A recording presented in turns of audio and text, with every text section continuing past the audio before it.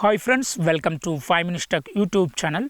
Here is Samsung Galaxy A16 5G smartphone.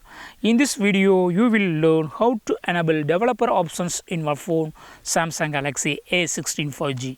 First of all, in your phone, go to Settings. Then go to About Phone. Go to About Phone here.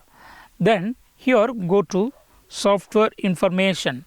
And here you will find build number. Just you have to tap 7 times on the build number continuously, and yes, it will ask your security for authentication. So if you have used pattern or pin or password, you have to give here. Okay, here I have enabled pattern, so it is asking pattern and I have given, and now developer options is activated and it is enabled.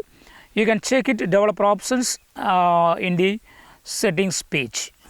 Go to the settings page and below about phone you will find developer options. See, developer options is available. So in this way you can easily enable developer options in your phone Samsung Galaxy A16 5G. That's all friends. Thanks for watching. Bye.